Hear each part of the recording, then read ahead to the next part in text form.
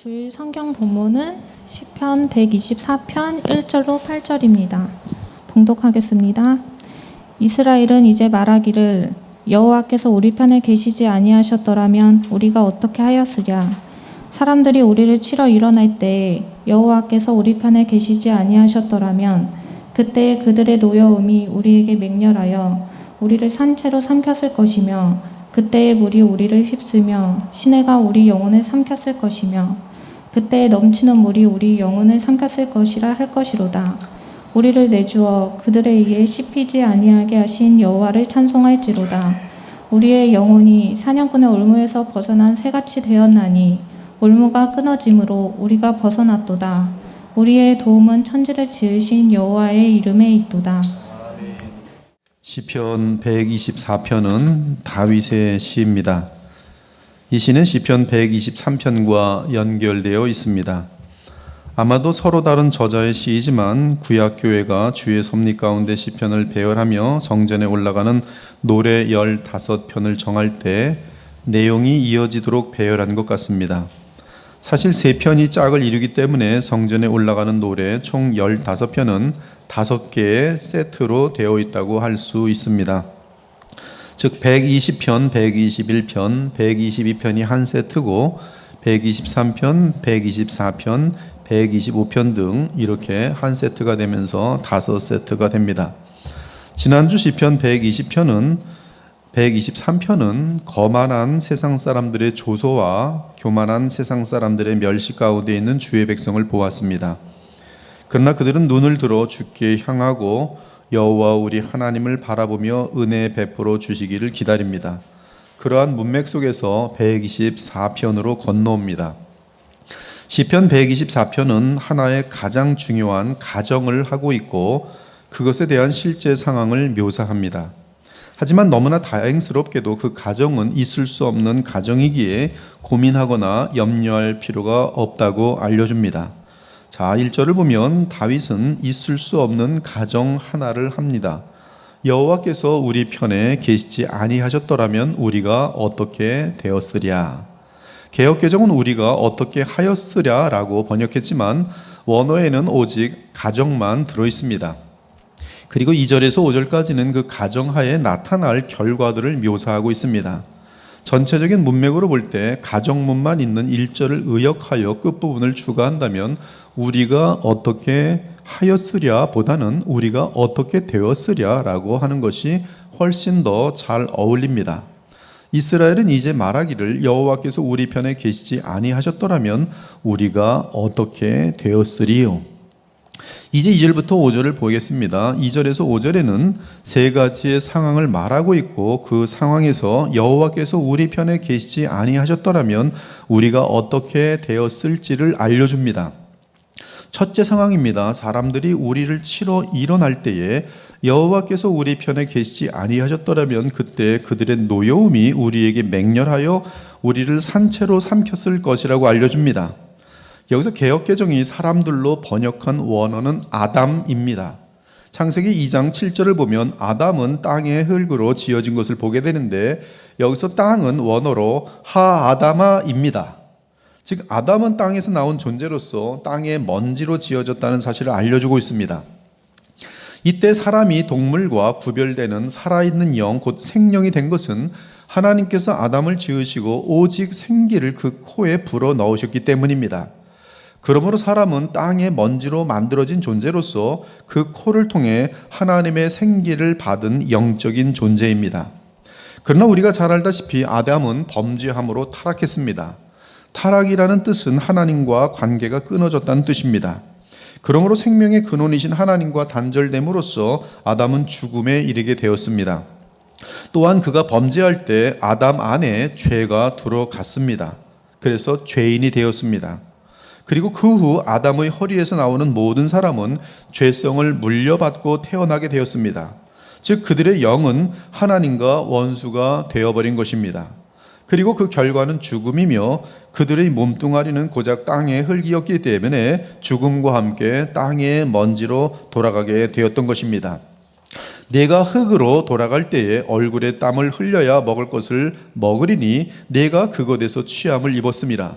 너는 흙이니 흙으로 돌아갈 것이니라 하시니라. 이렇게 하여 아담 이후의 인류는 부패한 존재가 되어 한 사람도 빠짐없이 늘 악인으로 살다가 죽음에 이르게 되었습니다. 여호와께서 사람의 죄악이 세상에 가득함과 그의 마음으로 생각하는 모든 계획이 항상 악할 뿐임을 보시고 땅 위에 사람 지으셨음을 한탄하사 마음에 근심하시고 이르시되 나의 영이 영원히 사람과 함께 하지 아니하리니 이는 그들이 육신이 됨이라. 그러나 그들의 날은 120년이 되리라. 그러므로 하나님께서 택하여 성령으로 거듭나게 하지 않은 자들은 옛사람 아담에게만 속해 있기 때문에 항상 죄만 짓는 존재가 되었습니다. 그들이 삶을 살아가는 목적은 창조주 하나님을 위해서가 아니며 오직 세상에 썩어질 것들을 얻기 위함입니다. 이를 위해 120년 미만의 삶을 죄 가운데 살다가 죽음과 함께 영원한 멸망으로 떨어지는 것입니다. 우리는 시편 120편에서 그들의 특징에 대해 배웠습니다.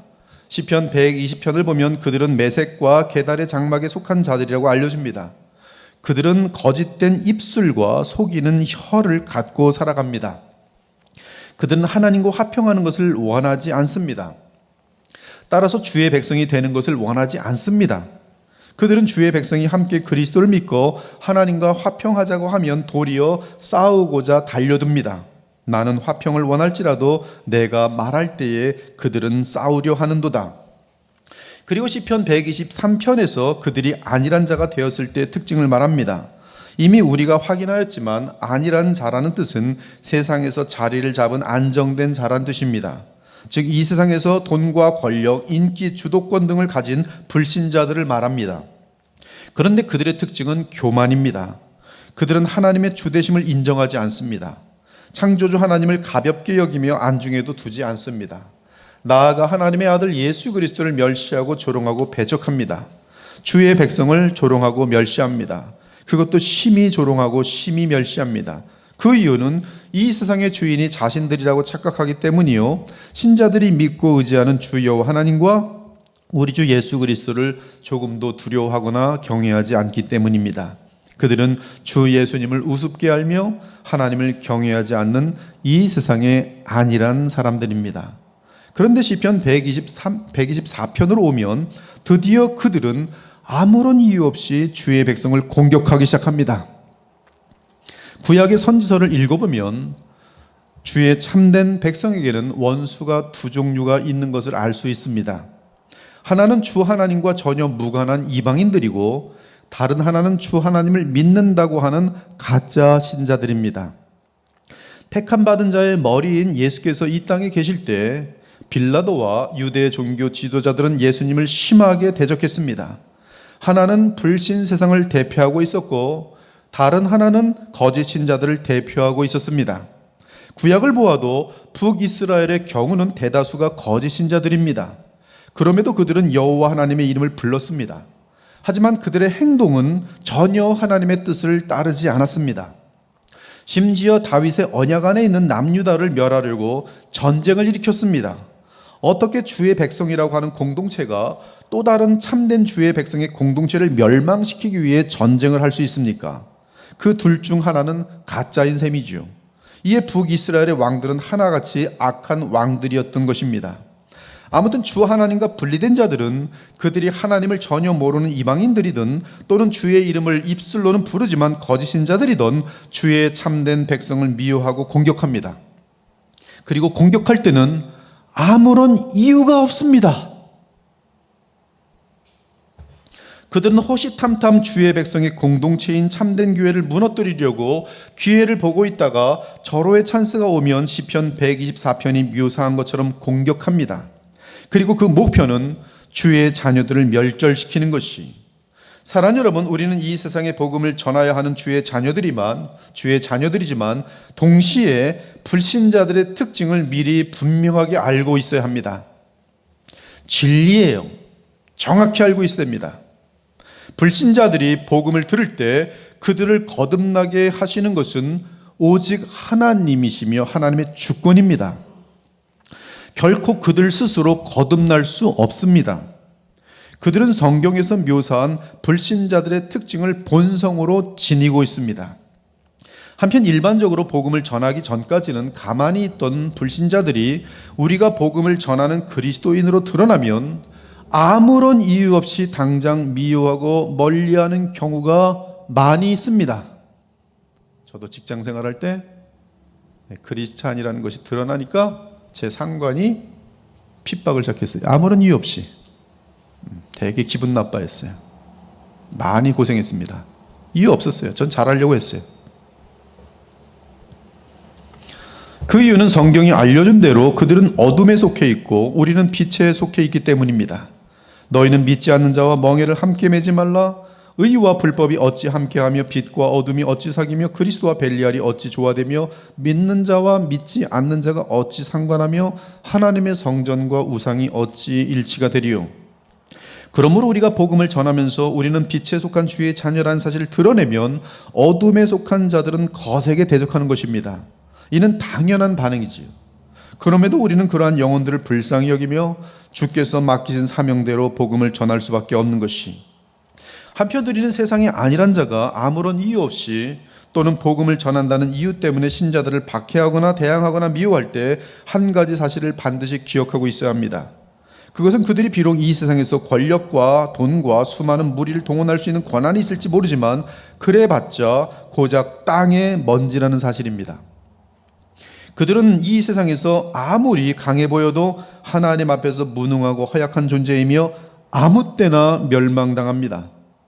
즉 그들이 공격할 때는 너무나 거세 보이지만 사실은 하나님 앞에서는 지극히 무력한 먼지 같은 존재일 뿐입니다. 그래서 시인은 그들을 죄밖에 짓지 못하는 먼지 같은 연약한 존재라는 의미로 아담이라고 부른 것이, 먼지라고 부른 것이, 바로 이러한 더러운 먼지 같은 존재들이 하나님과 분리되어 있는 이 땅의 불신자들과 가짜 신자들의 정체입니다. 그러므로 사실 그들은 대단히 가련하고 불쌍한 존재들입니다. 하지만 그들의 말과 행동과 삶은 그들의 악한 마음과 더러움과 어리석음을 쉬지 않고 쏟아낼 뿐입니다. 오, 사랑하는 여러분, 성령으로 거듭났다는 것이 얼마나 위대하고 영원한 복인지 아십니까?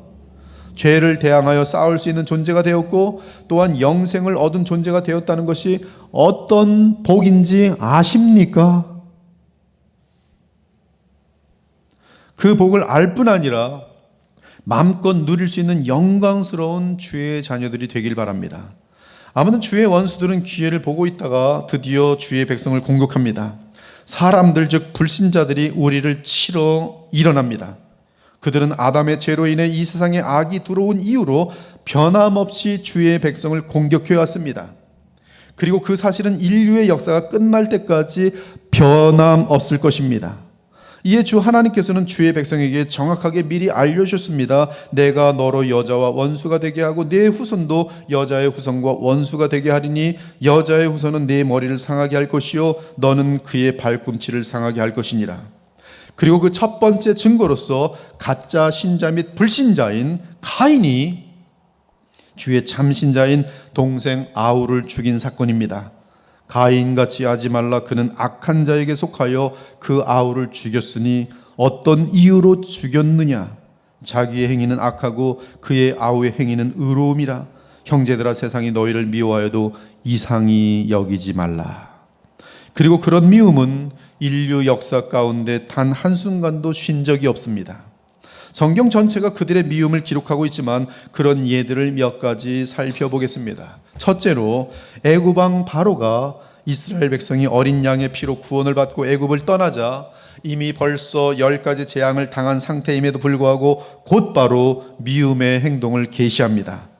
그 백성 이스라엘이 도망한 사실이 애굽왕에게 알려짐에 바로와 그의 신하들이 그 백성에 대하여 마음이 변하여 이르되 우리가 어찌 이같이 하여 이스라엘을 우리를 섬김에서 놓아 보내었는가 하고 바로가 곧 그의 병거를 갖추고 그의 백성을 데리고 갈새 선발된 병거 600대와 애굽의 모든 병거를 동원하니 지휘관들이 다 거느렸더라. 애굽의 모든 병거를 동원했어요. 세계 최고의 대제국이 그 나라에는 모든 병거를 동원해서 출애굽하고 있는 이스라엘 쫓아가요. 이때 만일 여호와께서 주의 백성의 편에 계시지 아니하셨더라면, 앞에는 홍수바다이고 뒤에는 엄청난 권세와 무기와 병력을 가진 그 시대의 세계적인 최고 권력자가 따라오고 있으니 이스라엘 나라는 완전하게 멸망하였을 것입니다. 그러면 오늘 시편의 노래처럼 그들이 우리를 치러 일어날 때에 여호와께서 우리 편에 계시지 아니하셨더라면 그때 그들의 노여움이 우리에게 맹렬하여 우리를 산채로 삼켰을 것이. 이런 상황에서 이스라엘 백성 중에는 이미 열 재앙을 통해 주의 놀라운 기적을 보았고 심지어 애굽으로부터 구원을 받았음에도 불구하고 믿음을 잃고 의심하는 자들이 곧바로 생겨났어요. 바로가 가까이 올 때 이스라엘 자손이 눈을 들어본즉 애굽 사람들이 자기들 뒤에 이른지라. 이스라엘 자손이 심히 두려워하여 모세에게 이르되 애굽에 매장지가 없어서 당신이 우리를 이끌어내어 이 광야에서 죽게 하느냐? 어찌하여 당신이 우리를 애굽에서 이끌어내어 우리에게 이같이 하느냐? 우리를 내버려 두라. 우리가 애굽 사람을 섬길 것이라. 애굽 사람을 섬기는 것이 광야에서 죽는 것보다 낫겠노라. 이들의 불신에서 나온 말은 만일 여호와께서 그들 편에 계시지 아니하셨더라면 정확하게 맞는 말이며 낙심하며 분노하며 좌절하는 것이 맞습니다. 하지만 모세와 참된 지체들에게 믿음을 주신 주 여호와 하나님은 친히 간섭하셔서 그들과 함께 계시며 세상 이방 세력들로부터 이스라엘 백성을 보호하여 주십니다. 모세가 바다 위로 손을 내밀매 여호와께서 큰 동풍이 밤새도록 바닷물을 물러가게 하시니 물이 갈라져 바다가 마른 땅이 된지라. 이스라엘 자손이 바다 가운데를 육지로 걸어가고 물은 그들의 좌우에 벽이 되니 애굽 사람들과 바로의 말들 병거들과 그 마병들이 다 그들의 뒤를 추격하여 바다 가운데로 들어오는지라. 모세가 곧 손을 바다 위로 내밀매 새벽이 되어 바다의 힘이 회복된지라. 애굽 사람들이 물을 거슬러 도망하나 여호와께서 애굽 사람들을 바다 가운데 엎으시니 물이 다시 흘러 병거들과 기병들을 덮되 그들의 뒤를 따라 바다에 들어간 바로의 군대를 다 덮으니 하나도 남지 아니하였더라.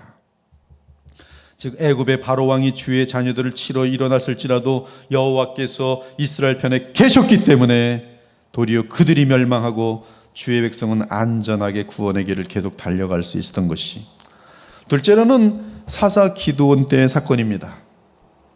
그때 불신 세계에 속한 미디안 족속이 일어나서 이스라엘 자손을 공격하였으니 이스라엘 자손이 미디안으로 말미암아 산에서 웅덩이와 굴과 산성을 자기들을 위하여 만들었으며 이스라엘이 파종한 때면 미디안과 아말렉과 동방 사람들이 치러 올라와서 진을 치고 가사에 이르도록 토지 소산을 멸하여 이스라엘 가운데서 먹을 것을 남겨두지 아니하며 양이나 소나 나귀도 남기지 아니하고 이는 그들 미디안과 아말렉과 동방 사람들이 그들의 짐승과 장막을 가지고 올라와 메뚜기같이 많이 들어오니 그 사람과 낙타가 무수함이라. 그들이 그 땅에 들어와 멸하려 하더라. 힘을 가지고 있는 이 미디안 아말렉 동방 사람들이 하나님의 백성들에게 와서는 얼마나 많은 박해를 하는지 먹을 것 하나 남겨놓지 않아요. 그래서 기드온이 보면 밀을 가지고 이 가서 면도칼처럼 잘라요. 타작을 하면 들킬까봐 면도칼로 하나씩 까요. 그것도 들키면 뺏기거든요. 쌀 한 톨도 뺏기는 거예요. 그런 장면이에요. 근데 거기서 멈추지 않아요. 그렇게 정말 쌀 한 톨 없는 그 이스라엘 백성 그렇게 많이 박해를 하면서도 이 작자들은 이 정말 미디안과 아말렉과 동방 사람을 거기서 멈추잖아요. 드디어 그들은 이스라엘을 멸절시키려고 완전히 이 땅에서 제거해버리고. 왜? 그냥 미우니까. 최후의 행동을 개시합니다. 그때 미디안과 아말렉과 동방 사람들이 다 함께 모여 요단강을 건너와서 이스라엘 골짜기에 진을 친지라. 미디안과 아말렉과 동방의 모든 사람들이 골짜기에 누웠는데 메뚜기의 많은 수와 같고 그들의 낙타의 수가 많아 해변에 모래가 많음 같은지라. 그들은 주의 백성인 이스라엘 향해 큰 물처럼 그들을 휩쓸고 곧바로 쓰나미 같은 파도처럼 그들을 삼키려고 하였습니다. 본문 4절에서 물은 원어로 하마임인데 노아의 홍수 때처럼 비가 너무 많이 와서 범람하는 물을 뜻합니다. 또한 시내로 번역된 원어 나흘라는 쓰나미 같은 파도를 뜻해요.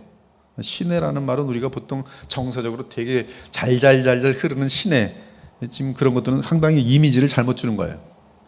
쓰나미 같은 그런 어마어마한 지금 이런 미디안 족속처럼 우리는 지금 몇 되지도 않는데 그냥 수억만 명이 막 몰려와서 잡아먹고 말살시키는 그런 그림이에요.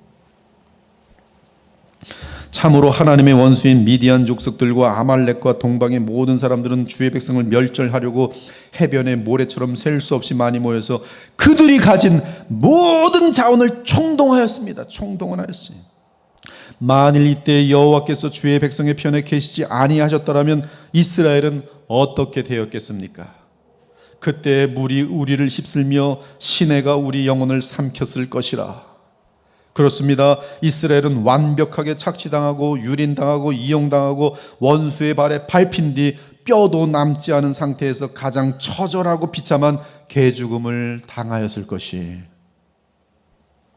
하지만 주 여호와께서는 기드온에게 믿음을 주시고 주의 지시를 따르게 하십니다. 그 지시는 전쟁에서 승리하는 것과 무관하지만 주께서는 기드온과 300용사의 믿음과 순종을 사용하여 미디안 족속을 멸하시고 주의 백성을 보호하여 주십니다. 세대가 나팔을 불며 항아리를 부수고 왼손에 횃불을 들고 오른손에 나팔을 들어 불며 외쳐 이르되 여호와와 기드온의 칼이라 하고 각기 제자리에 서서 그 진영을 에워싸매 그 온 진영의 군사들이 뛰고 부르짖으며 도망하였는데 300명이 나팔을 불 때에 여호와께서 그 온 진영에서 친구끼리 칼로 치게 하심으로 적군이 도망하였더라. 주 여호와 하나님께서는 이스라엘 편에 늘 함께 계셨기 때문에 이스라엘은 망하지 않고 도리어 이스라엘을 멸하라 하던 원수들이 망하게 된 것이. 한편 오늘 시편 124편을 쓴 다윗의 경우는 그를 멸하려 하던 원수가 놀랍게도 가짜 신자 사울 왕이었어요. 그는 모든 군사와 병력을 동원하여 다윗을 제거하려 했습니다. 그래서 다윗이 가까스로 죽음을 피하고 간신히 살아난 적이 한두 번이 아니었어요. 너무나 끈질기게 다윗을 쫓는 사울 왕을 피해 다윗은 십광야에 숨습니다. 하지만 그곳 사람들의 배신으로 엔게디 동굴에서 무방비 상태로 숨게 됩니다. 만일 여호와께서 다윗의 편에 계시지 아니하셨더라면 다윗은 수많은 병력을 끌고 다윗을 찾아 죽이려 하는 사울의 손에서 반드시 죽게 되었을 것입니다. 하지만 엔게디 동굴에서 대변을 보려는 홀로 있는 사울을 만나게 되고 다윗은 그를 죽일 수 있는 기회를 얻게 됩니다. 그러나 다윗은 기름 부음을 받은 자는 하나님께서 직접 처벌하실 것을 알고 그를 죽이지 않고 살려둡니다. 이 사실을 알게 된 사울은 당장 다윗에게서 물러나고 다윗은 또다시 원수의 공격에서 살아남게 됩니다. 또다시 십광야에서 10사람이 사울에게 다윗이 그곳에 있다고 밀고 합니다. 이에 사울은 십광야의 깊은 곳까지 다윗을 추격합니다. 만일 여호와께서 다윗 편에 계시지 아니하셨더라면 다윗은 이번에는 반드시 망하였을 것입니다. 그러나 하나님은 사울의 병사들을 잠들게 하셨고 다윗은 조카 아비새와 함께 사울의 방어선을 뚫고 들어가서 사울을 죽일 수 있었습니다.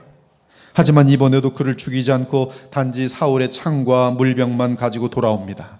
이때 사울은 너무나 미안한 마음으로 잘못했다고 말하며 물러갑니다. 아마도 여호와께서 다윗 편에 계시지 아니하셨더라면 다윗은 미친 맹수와 같은 잔인한 사울의 칼에 반드시 맞아 죽었을 것입니다. 이에 다윗이 고백합니다. 우리를 내주어 그들의 이에 씹히지 아니하게 하신 여호와를 찬송할지로다. 또한 이미 북이스라엘을 잡아삼킨 아수르 제국은 하나님의 백성이 모여있는 예루살렘 성을 무너뜨리려고 얼마나 자주 공격했는지 모릅니다. 이때 그들의 이빨은 마치 면도날 같았어요. 결국 그들은 히스기야 왕 때 예루살렘 성을 완벽하게 포위하고 거의 주의 백성을 완전하게 멸절시킬 기세였습니다. 이때 아수르가 예루살렘 성을 포위한 장면은 오늘 우리의 본문 5절과 정확하게 같습니다. 5절에서 넘치는 물은 원어로 하제 도우님인데 이는 시편 123편의 안일한 자에 해당하는 불신자들로서 세상의 권력과 돈과 명예와 인기 등 세상에 속한 모든 것을 소유한 자들을 말합니다. 즉 넘치는 물 또는 흉흉한 물은 세상의 권세와 주도권을 잡은 불신자들과 그 무리들을 뜻합니다. 그들은 지극히 교만하고 건방지고 거만한 자들입니다.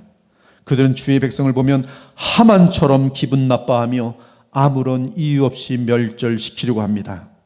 아무튼 아수르 제국은 넘치는 물처럼 예루살렘 성을 완벽하게 에워쌌습니다. 히스기야 왕 14년에 아수르 왕 사네립이 올라와서 유다의 모든 견고한 성을 쳐서 취하니라. 이미 다 무너지고 예루살렘 성 하나만 남아요. 아수르 왕이 라기스에서부터 랍사게를 예루살렘으로 보내되 대군을 거느리고 히스기야 왕에게로 가게 하매 랍사게가 이르되 대왕 아수르 왕이 이같이 말씀하시기를 네가 믿는 바 그 믿는 것이 무엇이냐? 혹시 네가 내게 이르기를 우리는 우리 하나님 여호와를 신뢰하노라 하리라 마는 이제 청하노니 내 주 아수르 왕과 내기하라. 내가 네게 말 2,000피를 주어도 너는 그 탈자를 능히 내지 못하리라. 혹시 히스기야가 너에게 이르기를 여호와께서 우리를 건지시리라 할지라도 속지 말라. 열국의 신들 중에 자기의 땅을 아수르 왕의 손에서 건진 자가 있느냐? 히스기야 왕이 듣고 자기의 옷을 찢고 굵은 베옷을 입고 여호와의 전으로 갔고 왕이 신하들을 아모스의 아들 선지자 이사야에게로 보내매 이사야가 그들에게 이르되 여호와께서 이같이 말씀하시되 너희가 들은 바 아수르 왕의 종들이 나를 능욕한 말로 말미암아 두려워하지 말라. 보라, 내가 영을 그의 속에 두리니 그가 소문을 듣고 그의 고국으로 돌아갈 것이며 또 내가 그를 그의 고국에서 칼에 죽게 하리라 하셨느니라. 그 후 여호와의 사자가 나가서 아수르 진중에서 18만 5천인을 쳤으므로 아침에 일찍이 일어나 본즉 오직 시체뿐이라. 이에 아수르의 사네립 왕이 떠나 돌아가서 니누에에 거주하더니 자기 신 니스록의 신전에서 경배할 때에 그의 아들 아드람 멜렉과 사레살이 그를 칼로 죽이고 아라라 땅으로 도망하였으므로 그의 아들 에살 핫돈이 이어 왕이 되니라. 여호와께서 주의 백성의 편에 계시지 아니하셨더라면 예루살렘의 백성은 넘치는 물처럼 그들을 에워싼 아수르 제국에 완전하게 멸망당하였을 것입니다. 그러나 주 하나님은 언약의 백성을 버리지 않고 지켜주셨습니다. 심지어 하나님께서 세상과 화평하기 위해 보내신 예수 그리스도에 대해서도 이방 세계를 대표하는 로마와 거짓 신자들을 대표하는 유대인들이 힘을 모아 공격했습니다.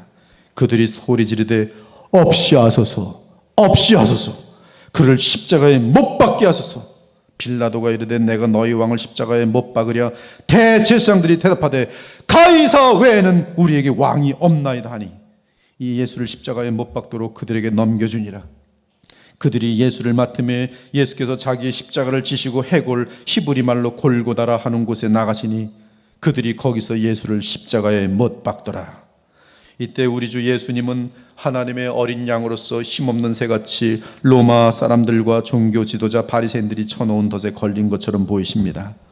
그가 곤욕을 당하여 괴로울 때에도 그의 입을 열지 아니하였으며 마치 도수장으로 끌려가는 어린 양과 털 깎는 자 앞에서 잠잠한 양같이 그의 입을 열지 아니하였도다. 그러나 그분은 자기 백성의 죄를 담당하기 위해 이 땅에 오셨던 하나님의 아들 메시아였습니다. 그는 곤욕과 신문을 당하고 끌려갔으나 그 세대 중에 누가 생각하기를 그가 살아있는 자들의 땅에서 끊어짐은 마땅히 형벌을 받을 내 백성의 허물 때문이라 하였으리요. 그는 강포를 행하지 아니하였고 그의 입에 거짓이 없었으나 그의 무덤이 악인들과 함께 있었으며 그가 죽은 후에 부자와 함께 있었도다. 만일 주 하나님께서 그리스도와 함께 하지 아니하셨다라면 그분은 부활하지 못하였을 것이며 그렇다면 영원한 실패자로 남았을 것이고 또한 그에게 속한 우리 역시 영원한 멸망에 속하였을 것입니다. 그러나 하나님은 예수님을 죽음에서 일으키셨습니다. 할렐루야. 성경의 귀를 가리켜 기록된 말씀을 다 응하게 한 것이라. 후에 나무에서 내려다가 무덤에 두었으나 하나님이 죽은 자 가운데서 그를 살리신지라. 갈릴리로부터 예루살렘에 함께 올라온 사람들에게 여러 날 보이셨으니 그들이 이제 백성 앞에서 그의 증인이라. 우리도 조상들에게 주신 약속을 너에게 전파하노니 곧 하나님이 예수를 일으키사 우리 자녀들에게 이 약속을 이루게 하셨다 함이라. 시편 둘째 편에 기록한 바와 같이 너는 내 아들이라 오늘 너를 낳았다 하셨고 또 하나님께서 죽은 자 가운데서 그를 일으키사 다시 썩음을 당하지 않게 하실 것을 가르쳐 이르시되 내가 다윗의 거룩하고 밑부는 살을 너에게 주리라 하셨으며 또 다른 시편에 일렀으되 주의 거룩한 자로 썩음을 당하지 않게 하시리라 하셨느니라. 다윗은 당시 하나님의 뜻을 따라 섬기다가 잠들어 그 조상들과 함께 묻혀 썩음을 당하였으되 하나님께서 살리신 이는 썩음을 당하지 아니하였나니 그러므로 형제들아 너희가 알 것은 이 사람을 힘입어 죄 사함을 너희에게 전하는 이것이며 또 모세의 율법으로 너희가 의롭다 하심을 얻지 못하던 모든 일에도 이 사람을 힘입어 믿는 자마다 의롭다 하심을 얻는 이것이라. 얼마나 무한히 지혜롭고 얼마나 완전한 하나님의 경륜이신지. 나아가 주의 부활 승천으로 인하여 우리는 어둠에 속한 불신자들에게 영원한 승리를 이미 얻고 말았으니 이는 우리는 이미 영원한 온 우주의 주가 되신 예수 그리스도의 곁에 함께 앉게 되었기 때문입니다. 긍휼이 풍성하신 하나님이 우리를 사랑하신 그 큰 사랑을 인하여 허물로 죽은 우리를 그리스도와 함께 살리셨고 너희는 은혜로 구원을 받은 것이라 또 함께 일으키사 그리스도 예수 안에서 함께 하늘에 앉히셨으니 이는 그리스도 예수 안에서 우리에게 자비하심으로써 그 은혜의 지극히 풍성함을 오는 여러 세대에 나타내려 하심이라. 이제 앞으로 장래 이런 패턴의 이방 불신자들의 공격이 계속 있을 것이고 주의 재림 직전에는 최대의 마지막 공격이 하나 남아 있습니다. 이때는 주께서 허락하신 매우 짧은 기간으로서 그때는 마귀가 사람을 통해 이 땅에 나타날 것입니다. 즉 마지막 적그리스도가 등장할 것입니다. 그리고 그를 중심으로 세계 나라들과 정권들과 모든 불신자들과 가짜 신자들이 하나로 뭉칠 것입니다. 그때는 주의 참된 신자들이 로마 시대의 그리스도인들처럼 거센 풍파와도 같고 사나운 무서운 거대한 짐승과도 같은 적그리스도 앞에서 많은 박해와 어려움을 겪게 될 것입니다. 그래서 마치 교회가 완전히 멸절될 것 같은 위기에 처하게 될 것입니다. 만일 그때 여호와께서 우리 편에 계시지 아니하신다면 또는 주 예수 그리스도께서 강림하지 않으신다면 주의 백성과 교회는 하나도 이 땅에 남지 못할 것입니다. 하지만 하나님이 그 환난 가운데서도 주의 백성과 함께 하시며 힘을 주실 것이며 필요한 모든 것을 공급하여 주실 것이며 마침내 가장 적절한 때에 주 예수 그리스도께서 재림하심으로 원수를 멸하시고 영원한 새하늘과 새 땅을 인류 역사 가운데 가져오실 것입니다. 이 일 후에 내가 들으니 하늘의 허다한 무리에 큰 음성 같은 것이 있어 이르되 할렐루야 구원과 영광과 능력이 우리 하나님께 있도다. 그의 심판은 참되고 의로운지라. 음행으로 땅을 더럽게 한 큰 음녀를 심판하사 자기 종들의 피를 그 음녀의 손에 갚으셨도다 하고 두 번째 할렐루야 하니 그 연기가 세세토록 올라가더라. 내가 하늘이 열린 것을 보니 보라 백마와 그것을 탄 자가 있으니 그 이름은 충신과 진실이라. 그가 공의로 심판하며 싸우더라. 그 눈은 불꽃 같고 그 머리에는 많은 관들이 있고 또 이름 쓴 것 하나가 있으니 자기밖에 아는 자가 없고 또 그가 피 뿌린 옷을 입었는데 그 이름은 하나님의 말씀이라 칭하더라. 하늘에 있는 군대들이 희고 깨끗한 세마포 옷을 입고 백마를 타고 그를 따르더라. 그의 입에서 예리한 검이 나오니 그것으로 만국을 치겠고 친히 그들을 철장으로 다스리며 또 친히 하나님 곧 전능하신 이의 맹렬한 진노의 포도주 틀을 밟겠고 그 옷과 그 다리에 이름을 쓴 것이 있으니 만왕의 왕이요 만유의 주라 하였더라. 그 이후로는 영원토록 연약한 새 한 마리 같은 주의 공격을 공격하는 쓰나미나 맹수나 넘치는 물이 다시는 없을 것입니다. 이유 없이 우리를 미워하는 불신자들과 아니라고 교만한 악인들을 다시는 찾아볼 수 없을 것입니다. 사랑하는 여러분, 제가 나열한 여러 사건들 외에도 하만이 이유 없이 주의 백성을 멸절시키려 했던 사건이나 바벨론 제국이 주의 백성을 멸하려 하였던 사건 등 셀 수 없이 많은 사건들을 나열할 수 있습니다. 바벨론의 느부갓네살은 아니라고 교만한 넘치는 물이 되더니 바벨론 제국 가운데 자신의 신상에 절하지 않는 주의 자녀들을 향해 용광로의 불을 7배로 하라고 지시하였어요. 그것이 세상입니다. 또한 교회가 이 땅에 서고 성령께서 역사해 오신 기독교 역사 가운데서도 초대교회 때나 중세 때나 종교개혁 때 그리고 심지어 지금 이 시대까지도 수많은 나라들 가운데 또한 직장에서 사회에서 동일한 사건들을 얼마든지 목격할 수 있습니다. 또한 우리나라도 일제치하와 공산당 시대에 교회가 노골적으로 박해를 받았고 그러한 박해는 언제든 이곳저곳 사회, 직장, 각 가정, 학교에서 등 한 번도 쉬지 않고 있어 왔습니다. 이에 여호와께서 우리 편에 계시지 아니하셨다면 지금 대한민국에도 교회는 다 무너지고 흔적조차 없었을 것이며 우리 중에도 이 자리에 없을 자들이 많았을 것입니다. 사랑 여러분, 마귀와 적그리스도와 거짓 선자는 죄가 인류에 들어온 이후 어둠 속에 있는 불신자들 가운데 역사해 왔습니다. 이에 불신자들은 마귀의 영에 붙들려 어둠과 미움과 거짓에 속하여 그것을 무기로 해서 살아왔습니다. 그러면서 그들은 빛이신 예수님과 주 하나님을 향해 노골적으로 비방하고 업신여기고 무시하며 왔고, 더 나아가 주의 백성을 향해 할 수만 있다면 갑작스런 맹렬한 공격으로 멸하려 하였습니다. 이는 하나님께 속한 빛과 사랑과 진실의 생명을 드러내는 주의 자녀들을 공격했던 것이. 사랑하는 여러분, 원수들을 믿지 않기 바랍니다. 그들을 의지하지 마세요. 그냥 사랑만 하세요. 전도만 하세요. 그들은 믿을 대상이 아닙니다. 세상 불신자들을 믿지 않기 바랍니다. 그들과 결혼한다고요? 당치도 않은 말씀이. 그 인생은 결코 참된 기쁨을 맛보지 못해요. 결혼 안에 숨겨진 그 말로 닿을 수 없는 하나됨의 그 영원한 기쁨을 알지 못해요. 중세와 종교개혁 때의 거짓 신자인 가톨릭 교회 지도자들이 참된 신자들에게 어떤 짓을 했는지 아십니까? 그들은 진정한 주의 백성을 어떻게 하면 가장 고통스럽게 죽일 수 있는지를 연구하며 인류 역사 가운데 최고의 고문 기술들을 개발했어요. 스페인의 모든 고문 기술들은 하나님의 백성들을 죽이기 위한, 고문하기 위한 방법들이었어요. 말로 다 설명할 수 없어요. 어떻게 하면 가장 아플까? 바늘로 이 손가락, 여기 손가락 이 손톱 그 사이를 쭉 밀었습니다. 제가 그 설명하면 여러분들이 아침부터 너무 힘들어요. 뜨거운 물로 100도를 넘게 해서 그냥 산채로 집어넣어요. 별 방법이 다 있습니다.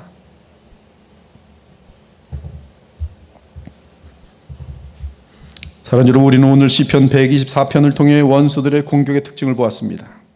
만일 여호와께서 우리 편에 계시지 아니하셨더라면 우리는 벌써 멸망당하였을 것이. 그러나 하나님은 우리 편에 항상 계셨습니다. 심지어 우리가 죄를 범하여 하나님의 원수처럼 행하였을 때조차도 주께서는 우리 편에 계셨습니다. 여러분의 인생을 돌아보기 바랍니다. 여호와께서 여러분 편에 계시지 아니하셨더라면 이미 예전에 큰 망신과 함께 멸망을 당하고 지금 이 자리에는 한 사람도 없을 것입니다. 그러나 주께서 여러분의 삶에 늘 함께하여 오셨기에 오늘도 이 자리에서 떳떳하게 주께 찬송하며 감사하는 것입니다. 이렇게 복된 이유가 여러분의 지혜와 충성과 노력에 있습니까? 그렇지 않습니다. 우리의 연약함을 아시는 하나님께서 그리스도를 통해 우리와 맺으신 새 언약 때문에 영원토록 우리를 버리실 수 없기 때문입니다. 그러므로 여호와 하나님께서는 그분의 아들 예수 그리스도와 맺은 영원한 언약 때문에 여러분의 호흡이 마치는 그날까지 심지어 영원토록 여러분 편에 계실 것이며 함께 하실 것입니다. 그러기에 방종하거나 죄에 거하면 더욱 회초리를 드실 것이고 주의 자녀답게 만드시느라 더욱 엄하게 다루실 것입니다. 그럼에도 불신자들이 여러분을 멸하려고 하면 주께서는 도리어 여러분 편에 서셔서 원수들을 물리치시고 여러분을 보호하시며 그리스도 안에 있는 주의 무한한 사랑을 입증하실 것이. 여러분의 인생을 돌아보십시오. 하나님의 보호하심과 함께하심이 얼마나 엄청난지 아십니까?